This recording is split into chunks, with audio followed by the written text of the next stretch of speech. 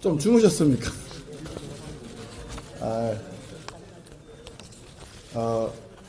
말씀드리기 전에 저도 제 선거를 포함해서 여러 번 선거를 해봤지만 이번 선거처럼 힘들고 어렵게 해본 선거는 없었던 것 같습니다. 제가 목소리가 좀 많이 쉬어서 의원님들 듣기에 약간 좀 거북스럽더라도 양해를 좀 부탁드립니다.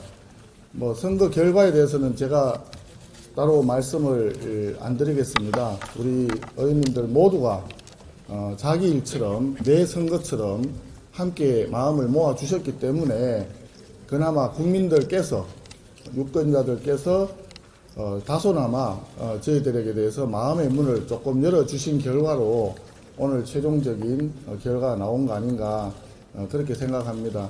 그게 누가 잘했고 누가 못했고 누구는 도움이 되었고 누구는 아니었고 이렇게 얘기할 수 있는 상황은 아닌 것 같고 우리 모두에게 고맙다는 말씀을 드리고 특히 이번 선거 결과를 보면서 저는 겸허하게 정말 현명한 국민들의 위대한 승리라고 저는 생각을 합니다. 국민들께서 정말 묘하게 최소한의 견제와 균형을 이룰 수 있도록 또 향후에 어떤 길로 가야지 정치가 바로 설 수 있는가 하는 데 대해서 국민들께서 답을 주셨다 또는 방향을 제시해 주셨다 이렇게 생각을 합니다. 국민들께 다시 한번 감사하다는 말씀으로 대신 말씀을 전하도록 하겠습니다. 오늘 긴급 의총을 소집한 것은 조금 전에 말씀드린 대로 6.3 지방선거 결과를 말씀드렸는데 이 최종적으로 결과를 평가하고 정리하기 전에 선거에 마침표를 찍을 수 없는 결코 유야무야할 수 없는 중대한 사태가 있었기 때문에 긴급 의총을 소집을 했습니다. 잘 아시다시피 어제 서울 송파구 잠실 지구를 중심으로 해서 인천, 경기도 화성 등 총 17개 투표소에서 투표 용지가 부족해서 수백여 명의 주민들이 투표를 못하는 사태가 벌어졌습니다. 1950년대 자유당 정권 시절에도 없던 일입니다. 전대미문의 사태입니다. 선거 결과와 관계없이 도저히 그냥 넘어갈 수 없고 결코 묵과할 수 없는 사태이기 때문에 몇 가지 제가 생각하는 쟁점을 좀 정리해서 말씀드리고자 합니다. 첫째, 어제 선관위가 투표용지를 다급하게 새로 인쇄해서 이송해 왔다고 하는데 이것 자체가 공직선거법 위반으로 보입니다. 공직선거법 제151조 1항에 따르면 선관위는 선거일 전일까지 투표용지를 봉함해서 보관했다가 투표함과 함께 투표관리관에게 인계하여야 한다라고 규정하고 있습니다. 투표 전날까지 보관하고 인계하도록 되어 있는 투표용지를 당일날 용지가 부족하다고 해서 급하게 인근 투표소에서 가져왔다 또는 추가로 인쇄를 해서 가져왔다고 하는데 이 자체가 법령 위반으로 보입니다. 그리고 이송 과정에 과연 이게 정상적으로 관리되었는가라고 하는 실질적인 문제도 또한 남아 있습니다. 둘째, 투표용지 부족으로 유권자들이 장시간 줄을 서면서 대기를 해야 했고 기다림에 지쳐서 다른 개인적인 용무를 다녀오니까 투표소 문이 닫힌 사례도 있었다고 합니다.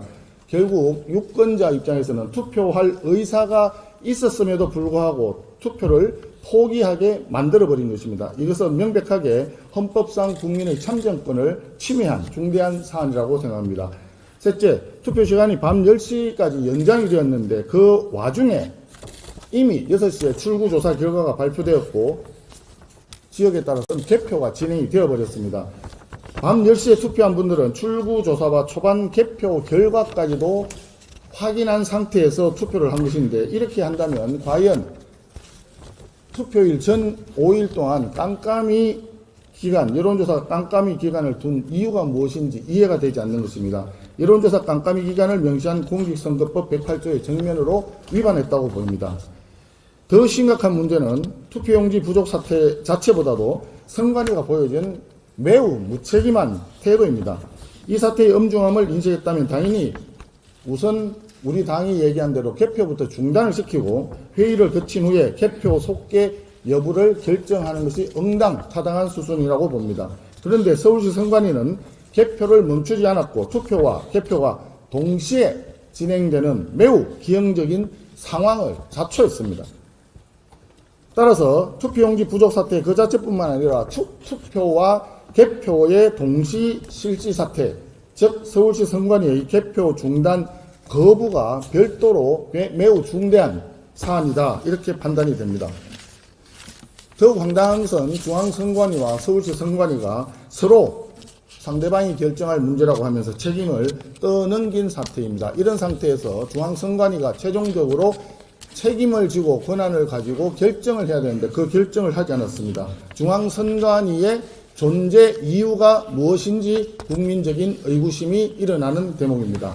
따라서 이번에 선관위는 3대 불법 범죄를 저지른 것으로 정리할 수가 있겠습니다. 첫째, 모든 원인으로 투표용지 부족으로 인한 투표 지연 사태. 둘째, 명백히 법에 어긋나는 투표와 개표의 동시 실시 사태. 셋째, 중앙선관위의 직무유기 사태입니다. 이번 사태는 결코 단순한 실수로 넘어갈 수 없습니다. 선관위는 이미 자녀의 특혜 채용 논란, 소쿠리 투표 사태로 국민적 신뢰를 이미 크게 상실한 바 있습니다. 헌법기관임을 주장하면서 감사도 거부하고 어떠한 견제도 거부하면서 무소불위의 권한을 누려온 중앙선관위가 가장 기본적으로 갖추어야 될 책무조차 제대로 이행하지 않은 것입니다. 선관위 업무 전반에 대한 대대적인 감찰과 개혁이 불가피하다, 이렇게 보여집니다. 이에 따라 국민의힘은 다음 5가지를 공식적으로 요구합니다. 첫째, 선관위는 이번 선관위 3대 범죄 게이트에 대한 자체적인 진상 파악을 즉시 실시할 것을 강력히 촉구합니다. 둘째, 중앙선관위 허철훈 사무총장과 서울시 오민석 선관위원장 이번 사태에 책임을 지고 즉각 사퇴할 것을 요구합니다. 셋째, 이번 사태에 대해서 긴급 국정조사를 진행할 것을 더불어민주당에 제안합니다. 이런 것이 바로 특검이 필요한 사안입니다. 넷째, 선거관리 절차와 규정에 대한 제도적 통제 강화를 위한 입법에 즉각 나설 것을 더불어민주당에 제안합니다. 마지막으로 이재명 대통령은 이번 선거 과정을 통해 국민 통합이 아닌 국민 갈라치기 대통령, 모든 국민이 아닌 절반의 국민만을 위한 대통령 길을 선택한 것으로 이미 확인되었습니다. 국정 모든 분야에 사사건건 개입하고 시시콜콜 감나라 배나라 하면서 이처럼 엄중한 문제에는 왜 침묵을 지키고 있는지 모르겠습니다. 아울러 실무적으로 몇 가지 자료를 선관위에 요구를 합니다. 첫째,